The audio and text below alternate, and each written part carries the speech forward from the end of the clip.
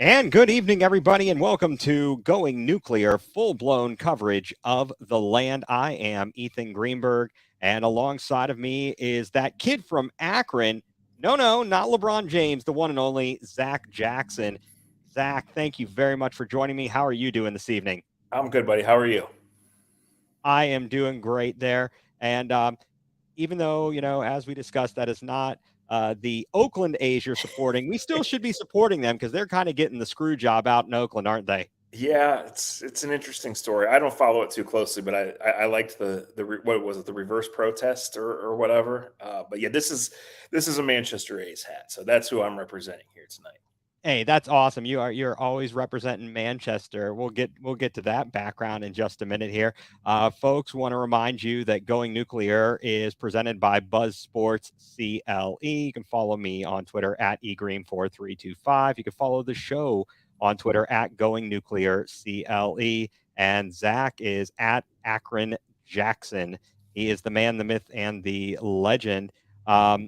So Zac, your background here, you were a writer all the way back to your high school days in at Manchester High School. Tell us about how you got started in the sports writing biz. Well, yeah, so it was during high school. It was pretty apparent I wasn't going to make it as a player, and I really wasn't interested in anything other than sports. So I'd known I had some writing talent. My mom has a writing background. I had been involved in Power of the Pen, and really only joined the student newspaper because of a girl, but liked it once I did. And Ethan, I don't. Sorry, my screen's gone blank here. So hang Okay, on. I am still here. If you can hear me, Yeah, you are. I just didn't know. It's trying to make me automatic update, and I can't do it right now. So. okay, Um, I mean, I hope I don't know if we're live or not. I'm sorry if we are, that's but okay. That's okay. We are live, but that yeah. is all right. I can still see you. Okay. No, that's fine as long as we're connected. I We got it off of there. It went full awesome. screen on me. So yeah, anyway, I knew what I wanted to do, right? And so when it came time to choose a college, that's what I was going to do. Wasn't qualified to do anything else. Still am not.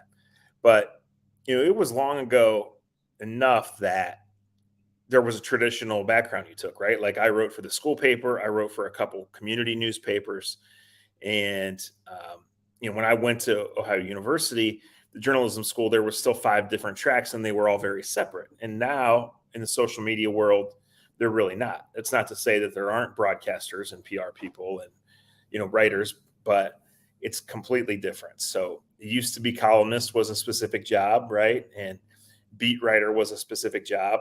And the traditional track was get in at a local newspaper and get your feet wet, and then from there, did you do cover the pros or the big boys for that smallish newspaper, or did you move up and then maybe cover high schools or something at a larger newspaper? So um, my track was getting an internship with the Browns when I was 20 years old.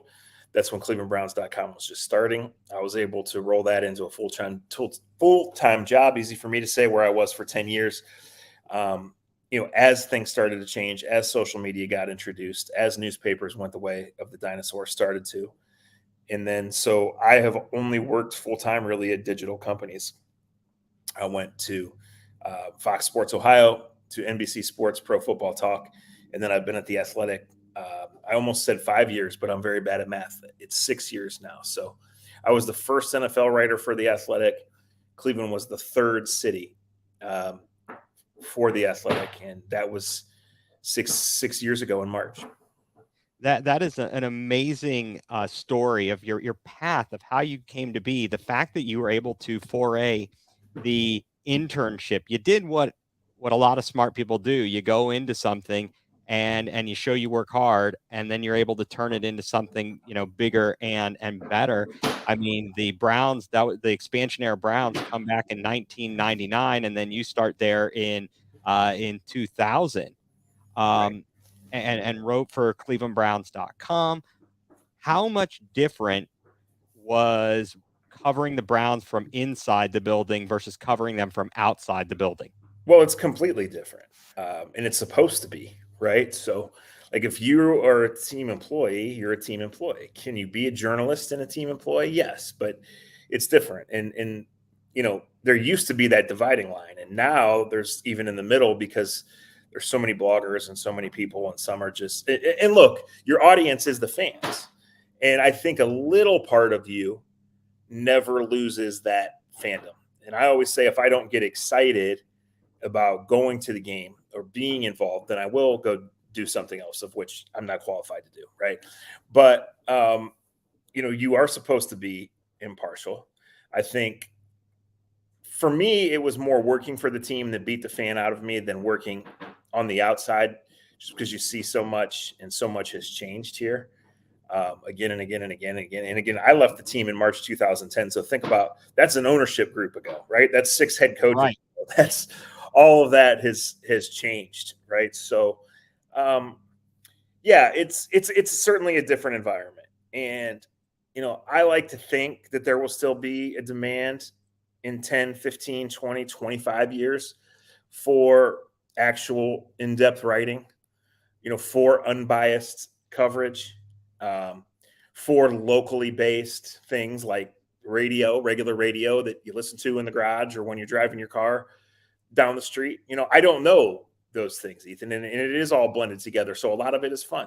I mean, to do podcasts, it's fun to reach everybody, right? To be on social media and be where from where I am, which is usually everywhere that the Browns are, and sometimes on special assignment.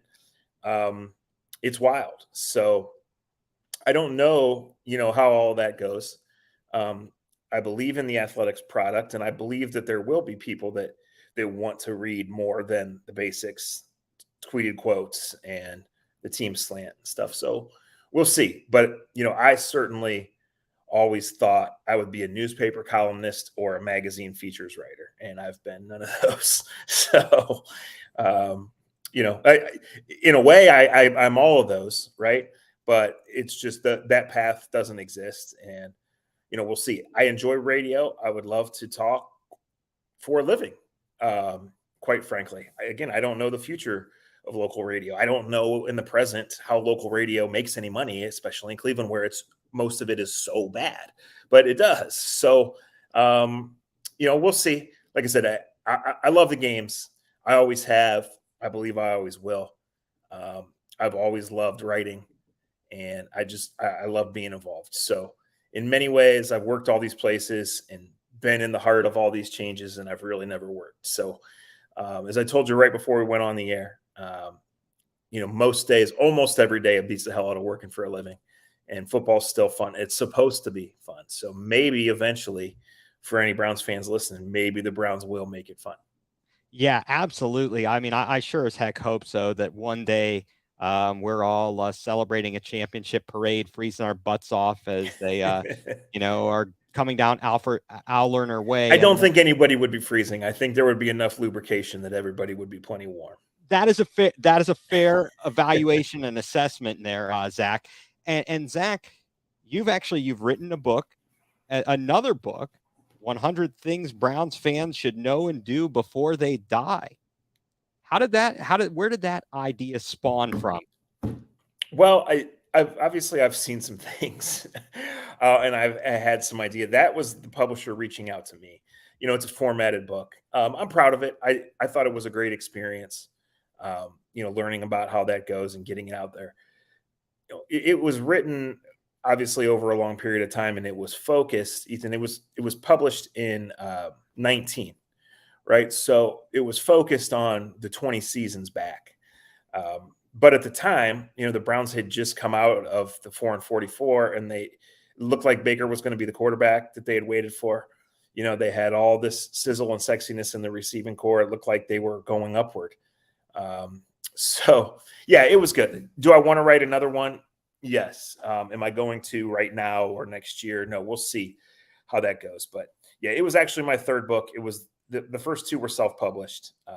So it was a good experience, and I'm proud of it. And I hope to write another one. And if there ever is that championship parade in which everyone's warm and lubricated, then maybe we'll sell a bunch of them. That would be good. It's much better than the 0-16 parade around Brown Stadium. I don't ever want to see Cleveland being televised for that, or quote unquote celebrated for an 0-16 season ever again. Well, that's not supposed to happen. Like there's every protection in place for that to happen, for not to happen. I sure as heck hope so. It's amazing how people are so resourceful and can find loopholes and figure out how to pull these things off. It's that's genius right there. Well, I was meaning 0-16 is not supposed to. Oh, no, I'm sorry. Listen, when I remember hearing, I didn't have anything to do with that. I thought like 4 people would show up, and apparently, but I was talking about 0-16 is not supposed. Oh well, hopefully that doesn't happen either. Yeah. Now, you talked about the fact that there was a change in ownership regime, a number of coaches. How do you think? Now, again, you weren't on the inside of the Browns organization when the team was sold from Randy, to the Haslams. But even based upon your experiences in the building and now outside of the building, what do you think the difference is between the ownership styles of Al, Randy, and now the Haslams? Well, I was in the building when Al passed away and Randy took over. And then the Haslams, this is 11 years now. I mean, it's completely different. This is not something I would have spent a lot of time on, but Randy was as hands-off and as distant and as disconnected as could be. The reason he sold is it's not something he was interested in doing anymore. And there was a clause of some sort that his dad deep down feared something happening again. So he had to own the team for 10 years before he could sell it. So again, the Haslams have been great in the community. I think the Haslams want to win. That's shown in their spending, right? They're not afraid of taking on a challenge is quite obvious. I don't know them well, and frankly, I don't benefit from saying, but this is an organization that has a long, long way to go to be considered a good organization. So we'll see. And, I will give the Haslams credit on 2 fronts. 1, the community involvement, and 2, they've been open about their mistakes. They've been open about this being harder than they thought it would be. I thought even dating back 2 or 3 months now, they were as open, I think, as could be with what they think will happen with the stadium and how they think things will go. But none of us know. And again, like this is a big year for the Browns, and this is a big crossroads moment. They did something no one has ever done. They gave this player the largest contract in NFL history. And in doing so, they said, we trust the guys who are running the roster. Those guys obviously trust that the roster is good enough. They trust that we're a real contender. Then they gave away the year and they finished in 4th place. So we'll see how it goes from here. But there's a lot at stake for the state of this organization potentially for a long time. Yeah, and you mentioned something about the stadium and their statements about the future of Brown Stadium. Just your own opinion. I mean, we're seeing this thing. We're talking about the Oakland A's, and we're talking about the money and the land and the deal that they came up with in Las Vegas for them to move from Oakland to Las Vegas. And, just thinking about that in respect to the Browns and the finances and the way that they're looking at it as a renovation versus building a new stadium. What do you think the chances are that they would build a new stadium?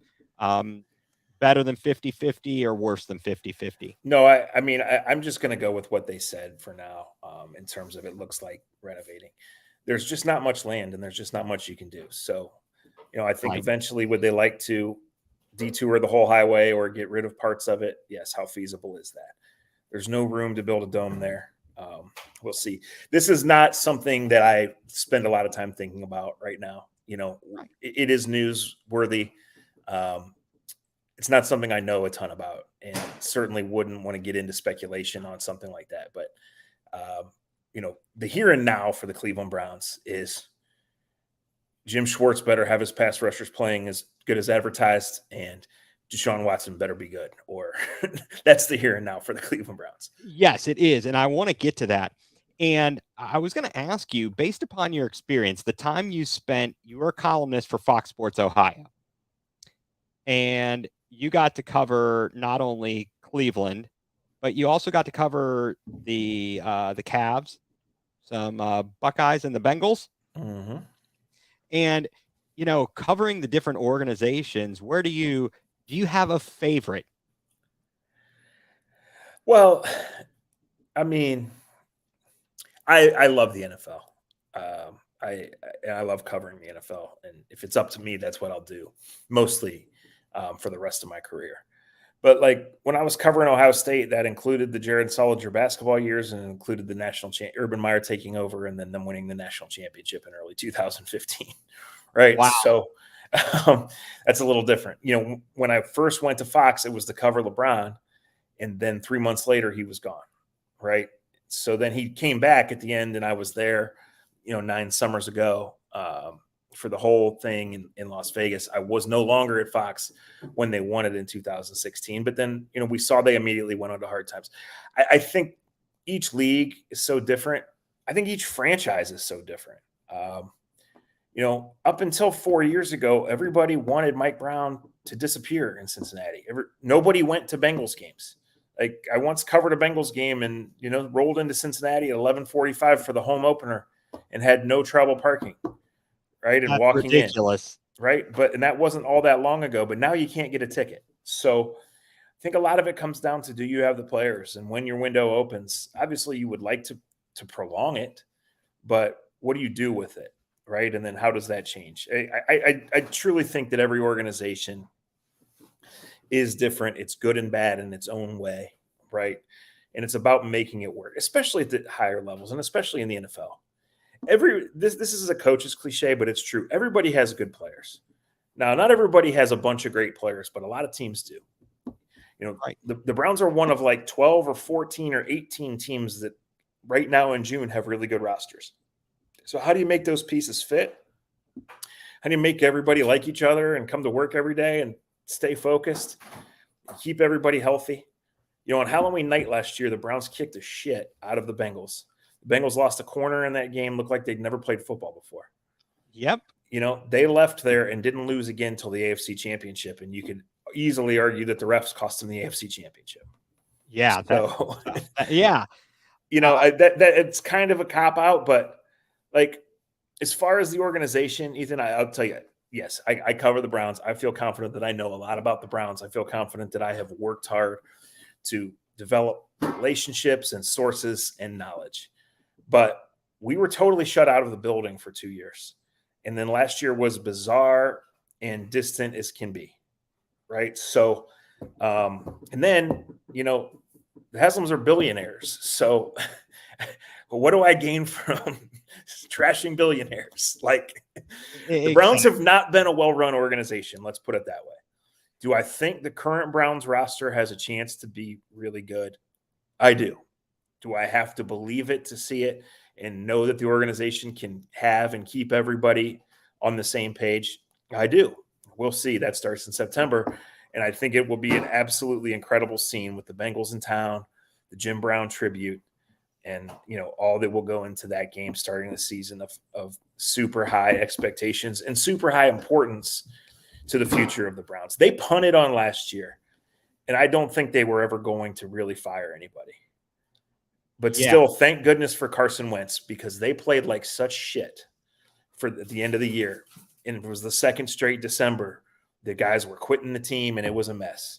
And Carson Wentz handed them that game, and Watson got hot for a quarter and a half. Yeah, definitely. I was actually, Zach, I wish I had known you were there because I took my son to his first regular season NFL game there. Well, then he enjoyed it. I mean, it's a dump, isn't it? But it was a great day for the Browns. It was. We actually, I don't know how to feel about this. And I talked about this on the podcast after the game.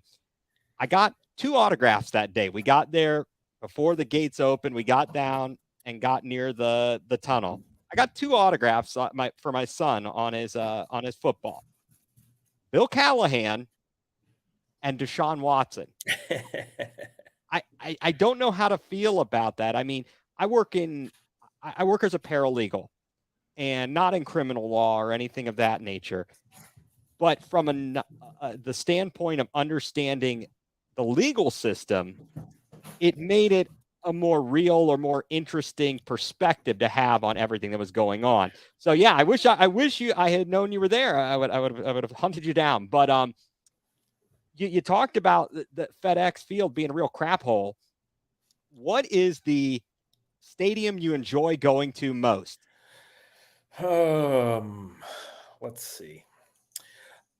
I've never seen anything like the new LA stadium.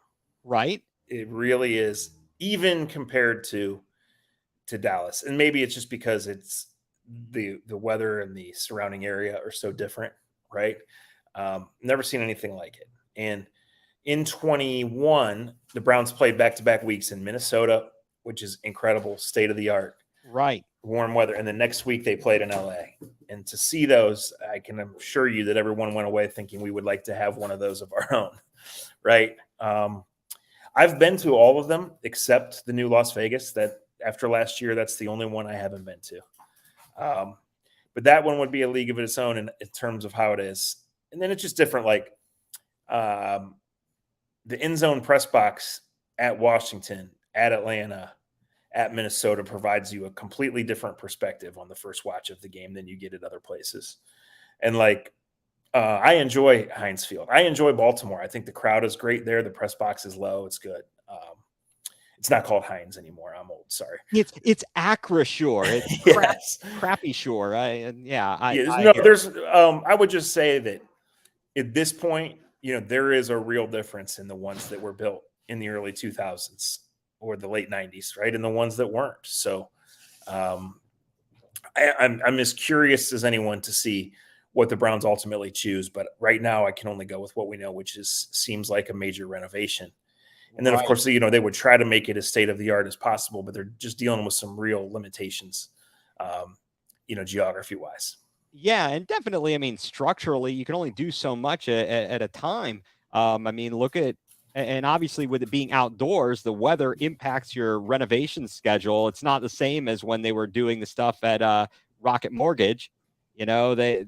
Weather doesn't impact that. The season's over, you go inside, you do all your renovations, and they did a magnificent job there. I was just there this past winter, caught a game, and that was a fantastic experience. All right, now you talked about your general position on going to these different stadiums. Who's got the best food? The Bengals probably. Yeah, what do you go for? What do you go for? They serve the Cincinnati chili at halftime. So I don't go after it to the level I did in my younger days because I can't. But their pregame followed by that at halftime makes it consistently the best. So nice. I'm gonna have to remember that if I ever get into a big boy, big time job and get to cover something like that. Or I will definitely remember that. I mean, having traveled with minor league hockey and low level professional baseball, not exactly accustomed to those types of things. Hey, the best pregame hockey meal we had was when they would get the Chipotle in. That was always good times there. First of all, I gotta say, you must be reading my mind because I've got like a notepad here, and you're hitting on like all these different things that I was gonna like ask you. I'm like, how did you know I was gonna ask that? But no, we're talking about the Browns and Jim Schwartz. And I don't know about you, but I was I was doing hashtag FJW for Mr. Joe Woods last year. I was pretty sick of that nonsense. It just didn't look like whatever he was preaching, whether it was a good message or not, the players had maybe tuned him out and they were just out there. I don't even know what they were doing because it wasn't football most of the time. At least that's what Jets. I mean, there's a lot of blame to go around for the Jets game. It doesn't go on one person. But that's just not supposed to happen. Right? Yeah, that was horrible. That was horrific. So that was what, week 2? That was week 2. Yep. And then week 5, it's so bad that they trade for a linebacker at 9:00 on Sunday night after. I mean, that's just something that's never happened before. Right. And then you go to Atlanta and they run it 14 straight times on you. I mean, that was with no real running back. That was Marcus Mariota. And then they brought him that Ball State running back from the practice squad, and he was running wild. Yeah. Yes, he was. Now, they didn't have Miles or Clowney that game, but That is true, but still, that's really no excuse. And then Bailey Zappi and Bill Belichick just destroyed them. That was a nightmare. Yeah, who That was was the not. defensive end that Bailey Zappi threw down with his offhand? Isaac Rochelle. Yeah, threw him Oh, down with his left hand and zipped that ball. Yeah, it was bad, and they knew. And then Kevin chose not to make the change immediately. right, The exact reasons I don't know. Did they already decide that they had punted on the year? Did they think that there wasn't a better option? Kind of all of those things. So, right. um, you know, when you do finish in last place, there's going to be changes. Yeah, What definitely. does it say when you have to fire your defensive coordinator and your special teams coordinator? It says something was probably wrong before you got to a certain point of the season. But that's the thing, and that's what's so intriguing here is like they've played. Last year was the exception, but the year before they tanked at the end, but they played well in the first half of the year. They started out well. They didn't hold it together. They've had key players basically quit on them Right. in both years. So there's just a lot of questions about not only the operation but sustaining it. This is a long season, and that's not to say that you should start out 1-9 and just be rested for the home stretch. You're probably out of it, right? But you have to do it in December and do it in January and hold it together and find it because the margins are so thin. If the Texans would have played anybody but Kyle Allen in that game, I mean, they were just flat out tanking. The Browns don't even win that one, right? Nope. If they catch a ball in New Orleans, they play like crap, they win. Like these are the fine lines, right? They don't lose one receiver in Atlanta. All those things that went wrong, they win the game. Right. The Chargers tried, like Brandon Staley is the Oh worst yeah. game manager I've ever seen in my life. He tries to give it away.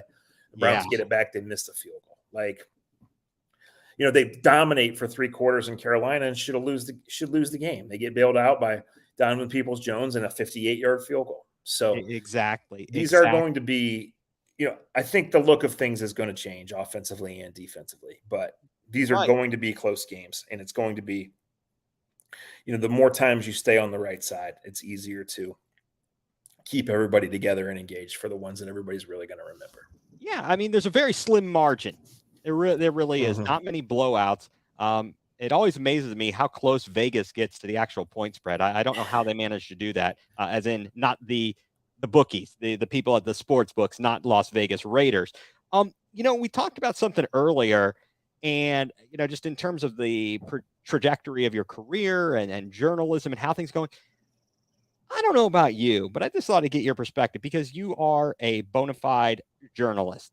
You have sources, you do interviews, you get down to the real news. How frustrating is it, or is it frustrating at all to see all the nonsense that goes on social media and all the clickbait about stuff that has zero credibility? Well, it's case by case, like everything else. Sometimes it's complete nonsense, and in my spot, you have to just completely separate yourself from it, right? Sometimes it's there's smoke, there's fire thing. I have gotten tips from random people on the internet, quite frankly.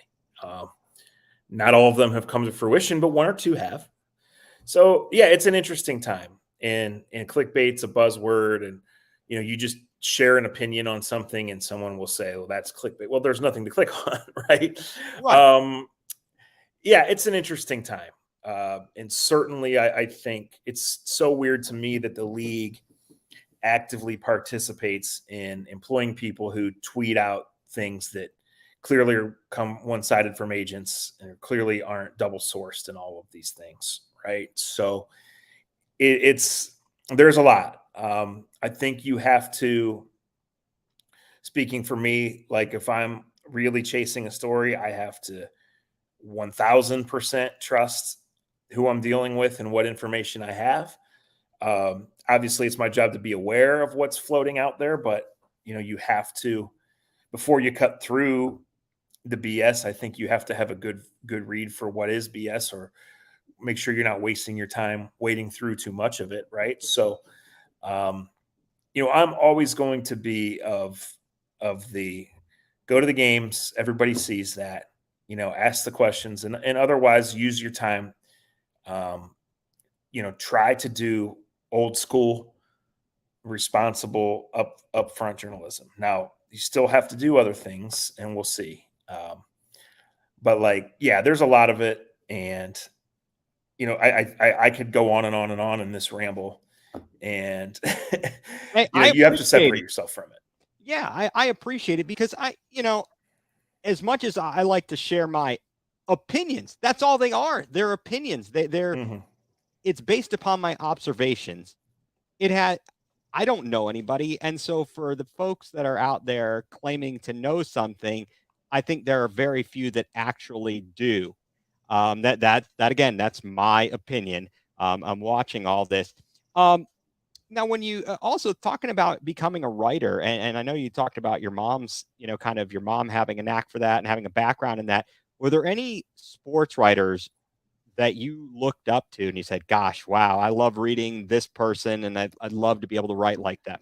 Yeah, every Thursday I sprinted to the mailbox to get SI, and specifically, as a teenager, read Rick Riley's back page column. Okay, Every morning I sprinted to the newspaper, and in Akron it was usually Terry Pluto. But right, I mean, when you think about it, at the times that we were kids, like the Beacon, the repository with high school sports and high school sports in Stark County are covered like and better than pro sports in some cities. In the Plainfield, there were all-star teams on those sports sections, right? yeah, And like these teams were covered like major teams, and they were right. So yeah, there were a lot, and that's what I wanted to do. Like read. I was a kid. I would fall asleep to the game. And on Monday nights, it would be Monday Night Football, but at other times of the year and other nights, it would be some game on WHBC in Canton, right? I would wake up and I would sprint to find out who won the district game at the Canton Civic Center, right? Or the Akron, whatever. And that's what's changed as much as anything. Of now, right? Like now I'm on a road trip and I know the Manchester score. I know the St. B score from 2 tweets. you know, right. I know when Akron and Kent play without going to the game or without them even being covered by newspapers, I think anymore, because I can look it up on Google. Right. So, but yeah, that's what it was for me. Terry Pluto comes to mind, but certainly one of a bunch. And just, I read those. Like my mom says that I was reading the sports page at 3 and 4 years old. I don't know that it was true, but she's also not a BSer. So why would she say that? So, um, that was just me. I would go to the school library and there would be Sport Magazine or the Sporting News, and I would read it cover to cover. And my Did you get dad always got SI, so that was me. did you get SI for kids? And do you still have the trading cards that you pull the page that you would pull out and the cardboard that you'd have to No, I tear remember it. perforated? I remember it. There was a girl I went to school with who got an article or something public or won some contest at SI for kids. I forget the exact details, but I remain jealous to this day. Yes, I all of that stuff, and I just lived for it. And so, um, you waited for the 6 o'clock news for 42 seconds on the Browns or the Cavs or whatever, or if they came to your high school or covered Mount Union or something, that was the greatest, right? And then in the morning you got the sports page. So now it's just different. It's all the time. It's there, and I think a lot of Twitter is good, and I think a lot of people that follow you and have become my following and listenership and readership are good. So to kind of go back to the last question, I try to make sure that that doesn't outweigh like, or, when I say that I hate that this becomes a talking point or I hate that people aren't informed. Like, look, there is a talking point out there on the internet right now, and I've become very, very separated from it. It's the summer and I don't care. There's people on Twitter that I really respect their knowledge of the Browns and their occasional wit and contributions and sportsmanship / just general class. Like they don't know. They don't know this side of the story. They're talking about it. Everybody's excited. So Right. the one part that excites me about spending 8 days in rural West Virginia is there's only going to be so many of us there. So So you it's and you and Dre Knott are gonna or not Dre Knott, I mean Gerard Cherry are gonna be hanging out, right? I don't know Gerard, You so I don't. I don't Oh, know. But yeah, they'll be I don't know how many. There'll be 6 to 10 writers there and some other people there every day. And I know that's what I hate is training camp is awesome for Browns fans to get up close, but we'll be there. So those first 3 or 4 days of practice will be very simple and go through the motions and get it started. And then I think they'll have 3 or 4 like real practices there, a couple in pads, and kind of go at it a little bit. So to be one of the people there to report on it, regardless of how it's being delivered back to Cleveland or to fans far and wide, that's really cool. And it's something I take as a privilege and a responsibility. Yeah, and I think that there's a lot of, is this the season? If we look at this roster, and I wanted to ask you, first of all, did you get to go to any of the coverage of the mandatory mini camp last week? Yeah, I'm at everything. Yes. You're at, okay. Yeah. Just, want to make sure I ask before I assume Yeah. these things. Don't want to assume. But and granted, it's a very small sample, and they're in shorts and so on and so forth. Did you see anything different, better, or worse than what you've seen in previous years? Well, yeah, I saw a quarterback whose body language was completely different. So some more passes were completed, and that was noticeable. And like, you're supposed to complete passes in a passing camp, and especially when you make $230 million. But to me, his body language said there was a different kind of comfort level. So yes, it was June practice, and there's no pass rush, there's no any of that. But I feel like 100% like Kevin Stefanski and Deshaun Watson went to summer vacation feeling a lot better about things than they previously did. I can only go on what I see, and that's sure 100% what I saw. Well, that's fair enough. And what about anybody surprise you that you saw out there? Again, the defense. No, it's really not competitive. It's not competitive. They're not hitting. So even like press cut, of course you're going to have contact in a football drill, right? But the rule is non-contact. So guys are not up getting press covered. Amari Cooper's only in 2 drills in 3 days. Like, Elijah Moore is fast as shit. The Browns went and got him because he's fast as shit, right? Like, Jordan Akins is a big target. He's not as big as Njoku or as fast as Njoku, but he can make plays. And they feel like with Cedric Tillman, with Marquise Goodwin on the outside, and with Elijah, who can line up everywhere, that they're just a lot better equipped to not only be more explosive, but to just line up better, just have more options. And then it really comes down to the explosiveness part of not just launching it to Marquise Goodwin and not just Watson being more comfortable and getting to more of the playbook, but when he does scramble and does dump it to Njoku, to Elijah Moore, that those guys can make plays after the catch that last year's guys just really couldn't, or that last year's offense really couldn't get to that point for various reasons. And it was both. It was a struggle with the quarterback, an identity crisis. And we all remember the play in the Ravens where Deshaun just busts out and he throws this flip pass we've never seen. Exactly. And Michael Woods stands there and watches it. Right? Yeah, that was not so good. That is the day they made the Elijah Moore trade. Yes. Yeah. And something that was a big talking point was about the amount of carries that Nick Chubb is going to get. And I was theorizing.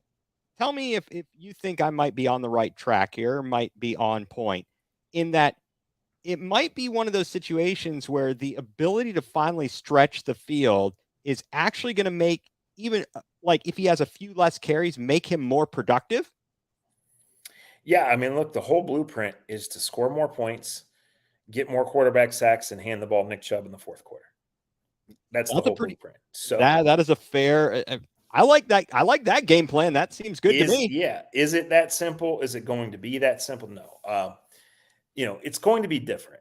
Look, Kareem Hunt was playing the third series. He was playing on the first third down. He was doing that. Their bread and butter was to hand the ball off to Chubb and let it happen. I don't know how far they're going to get away from that. I don't know if they're going to try to get totally away from that and then come back to it. This spring and really this summer is all about finding what works for this offense. They have heavily invested in the offensive line. Right. They know in this offense what runs Nick Chubb likes. So how can they take those things and use the play action off of them, incorporate some designed rollouts and quick hitters for Watson, and still not forget about that big monster they have back there? The potential is high. It's not as easy as it sounds, right? Like, right.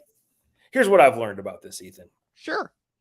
We're all sitting there in the press box or in the bar or in our living room or wherever, and we can't understand why X dumbass coach called X dumbass play on 3rd and 1 or 4th, right?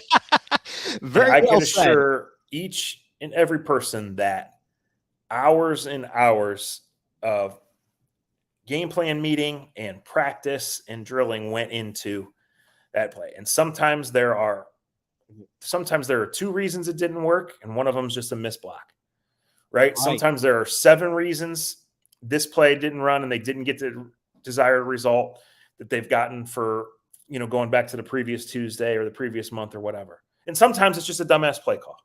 So, but there is thought that goes into it. There is structure that goes into it. And I think they really underestimated last year what it was going to be like to not know who the quarterback was going to be, to play a quarterback as limited as Jacoby was and as liked as Jacoby was. And then to bring a new guy into the huddle who has this rust, who has these various burdens, many of them self-done, right? Yes. And who hasn't played and who hasn't worked with this play caller and hasn't been in this huddle. I mean, it's how you get the disaster. So Deshaun Watson is too talented to fall on his face. And even a rusty Deshaun Watson or even a completely different Deshaun Watson off the field is still going to have chances to succeed. What this offense needs to do is find that communication, play caller to quarterback, find the ways to let him get out and create without getting him killed. Find the timing on the quick stuff to take pressure off of him and open things up without forgetting about Nick Chubb. And then convert your 3rd and 4th downs and everybody can go home happy, right? Like the potential is all there. It's not that easy. And there are a lot of steps the Browns have to make in terms of getting and keeping the quarterback comfortable and keeping the quarterback and play caller on the same page to utilize everyone and to let this offense become what it can be. And not just for 3 weeks in October, right? But for when the games really count. Right. And I know that one of the knocks on Stefanski is, at least that I hear is always about the quote unquote game management and his ability to do that when he is calling the offensive play. Are we missing a challenge, a timeout, or a critical situation? There's always that. Right. It's out there. And I was going to ask, based upon just what you see, without giving away anything, is Stefanski always as even keeled in the building and in front of the, on the field, in the building as he is to the press? Not always, but I think it's close. I think that's a strength more than a weakness. I understand why people hate it. And I understand why when he chooses not to answer basic questions during the week and chooses to stand there with his mouth covered during the games that he comes off. And I do think there are things about him and their operation that are robotic, right? But I also think that,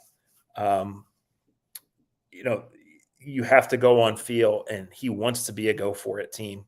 He wants to do things a certain way, and that there are valid reasons when at the end of 21, he lost all faith in his quarterback. And last year was the shit show from start to finish that they never achieved that feel. Right. So, right. Again, I don't think he's the best coach in the league. And I do have questions about that, but he has never once intended, since he decided right before the opener in 20 that he was going to be the play caller, he has never once intended to give that up. And does he have regrets about things that have gone on in terms of specific play calls or specific things that could have been handled differently based on what's coming to him in his ear or what players are saying on the field or all of those things? Yes, but I think he trusts this operation, and I think fans are going to have to live with it as this is part of the game, and this is who he is. And there's a ton more that goes into it, but what everybody's always going to remember is, did you keep that drive alive or not? And, he could have 6 or 7 screw ups in a game, and we might only know about a couple of them.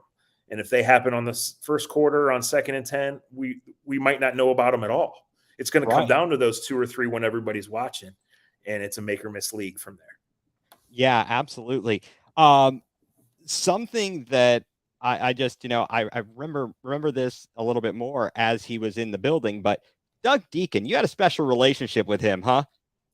Yeah, I mean, the guy's one of a kind. Just absolutely walking, limping encyclopedia. Mr. Cleveland Brown had been there for years and years and years and years, and just a one of a kind dude because just a guy's guy. And there's so many changes. He had a way to make friends with all the new people that came in the building. He had a way to relate to many of the players who he was older than their grandfathers, right, or their grandfather's age. Just an awesome guy, and it's a shame that he's not there. So we hope Jimmy's okay. I have not spoken to Doug super recently, but the last I have, he's living well, and just an all-time awesome guy. And what about Nathan Zagura? He's a character too. Yeah, I don't know him well. Our jobs were different, but I used to be the voice of the Browns on the website, right? So he's a lot more out front. They do a lot more video work and broadcast work and stuff that I ever did. So, imagine wanting to have your own in-house radio show starting 11, 12 years ago and having to do 2 hours of propaganda for this organization. Oh, that would be tough, buddy. That would be tough. But so Nate's a real nice dude and obviously a uniquely talented dude to be able to take that on. Yeah, I enjoy him on Sundays, and I enjoy Jim. I am, this is tough. This is real tough. I mean, it's been such a treat in Cleveland sports to have listened to guys we've listened to over the airwaves. Oh, for sure. For sure. I mean, I remember being a little kid and listening to Joe Tate. Oh, right? Amazing. Falling asleep doing that. Tom Hamilton's still on the air, right? Yep. We super good. And even to go down to Columbus, I mean, Paul Keels, that's the voice of God. Oh, yeah. So, yeah, super blessed. And that's what sticks with you. And Ethan, like through all of the change of the business and, sometimes I'm seen as the bad guy for telling the truth about the Browns, this organization and stuff like that. Like, you really just remember that there are people who, whatever's going on in their life, they wait for Saturday afternoon for the Buckeyes or Sunday afternoon for the Browns, or, this Cavs season was so much fun after so many that were so shitty. So it really is a privilege to be a part of reaching that fan base and a part of relaying, what's going on and doing that. And like to have drank beers with Paul Keels, to have drank many beers with Jim Donovan and Doug Deacon, it's the ultimate privilege. Yeah, I bet. So the expansion era Browns, best and worst memory. My dog's barking because that's a hard one to come on. There's so many unforgettable games and so many of them ended in like these head scratching, unexplainable losses. The Jets were only in Cleveland. I mean, the last, right? It was 2001 or 2 in Chicago. The last time there was a loss of that magnitude. Oh my God. That short of time. Right? Yeah. That was brutal. The best memory, the 02 playoff run was so long ago and I was so young. The 07 season was a lot of fun. Of course, the one playoff season since then is COVID and we're not in the building. We've never been more disconnected than anything. There really was the 2018 team that started to find it ultimately missed the playoffs and it didn't last. But there really was something to that when they fired Hugh and they came out and started to play with that attitude and started to say like, we're not the Browns. That was some really like the vibe of everything changed, right. It just did. And so we'll see what happens here. And they're going to have to embrace being the bad guys because every stadium they go in, it's not just the division rivals. They've signed up for everything that's going to happen with Watson and everybody against them. Right. But like the main thing you can take to an away stadium is a really good team good enough, capable of going in those places and winning. And, we'll see, but they look capable on paper. Yes, they absolutely do. They look like paper champions, and I'm hoping it comes to fruition this season. what are your thoughts on the new dog logo? I have none. Okay. Uniforms, logos, all of that. I Well, have I just want to win. none. But Right. I Right. just want to see the team win. But I do. I think it's still pretty cool. And I've got friends who complain about this, that, and the other. I'm like, look, it's a marketing thing. It's just Right. a marketing thing. It's a way to sell merchandise. It's kind of cool. It keeps the fans Yeah. engaged. You know what a smart person told me a long time ago? You know how you spell marketing in the NFL? Is it with dollar signs? WIN. Oh, well, WIN. oh yeah, that'll do it too. That will do it too. You talked I mean, would about the Steelers ever have a rollout and say, here's our secondary logo?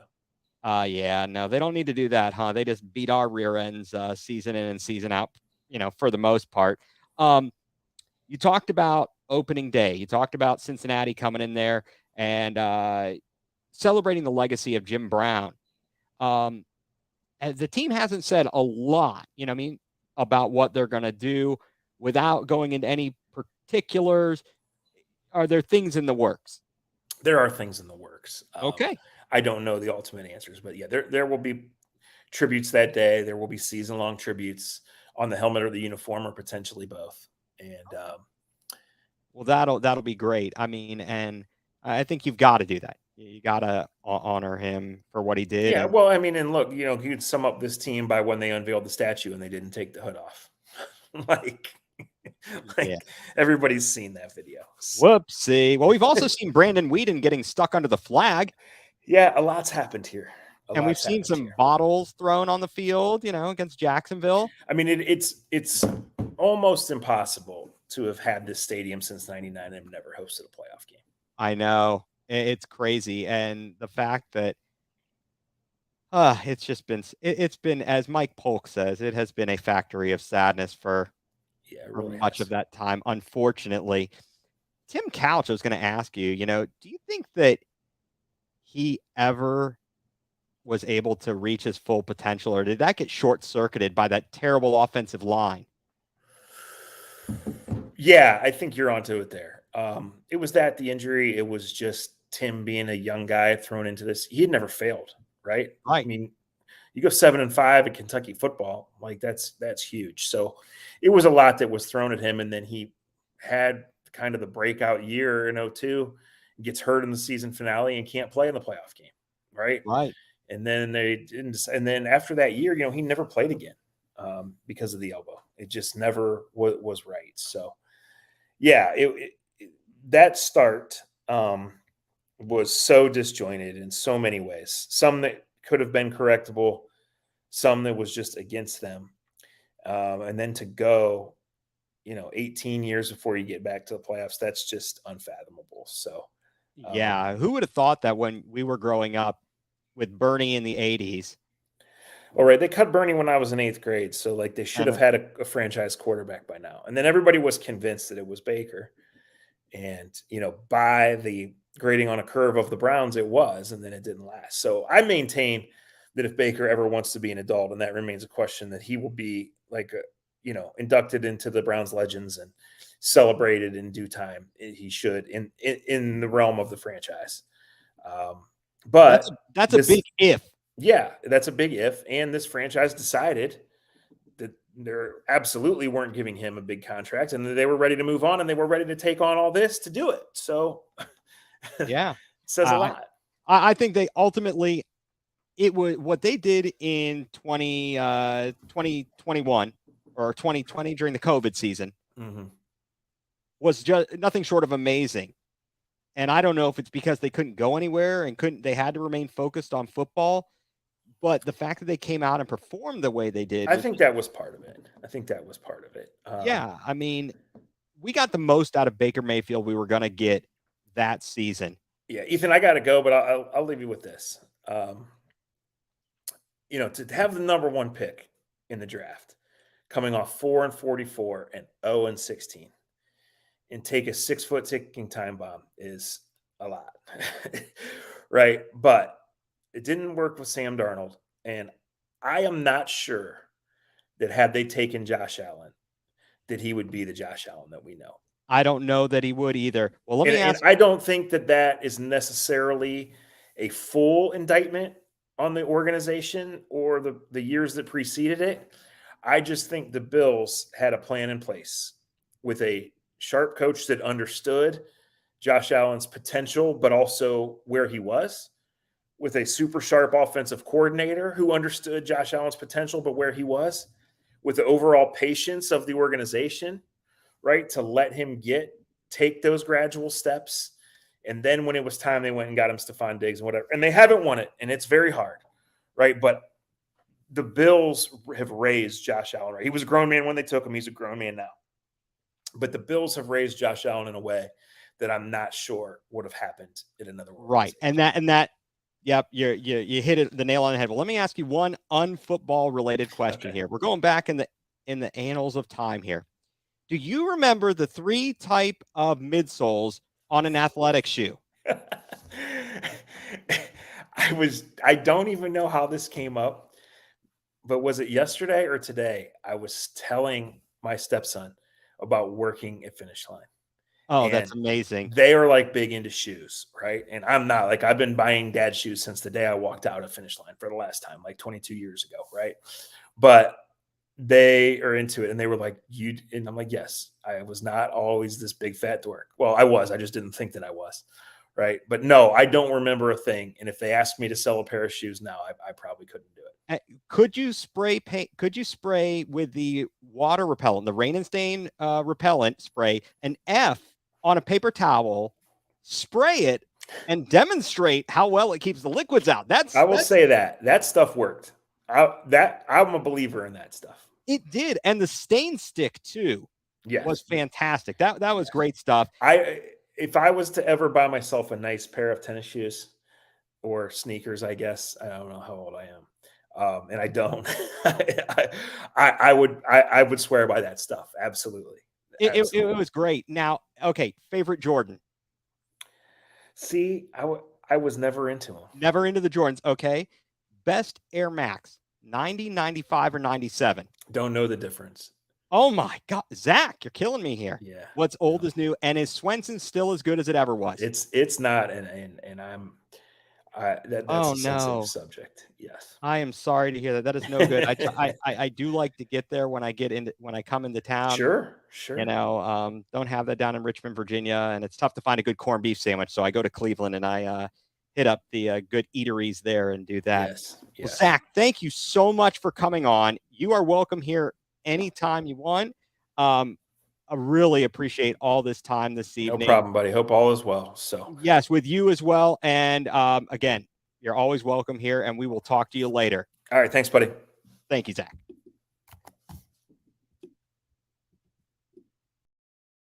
And that was the one and only Akron Jackson, Zac Jackson, joining us here on Going nuCLEar, full-blown coverage of the land. Really got some great in-depth stories and details about the Browns, past and present.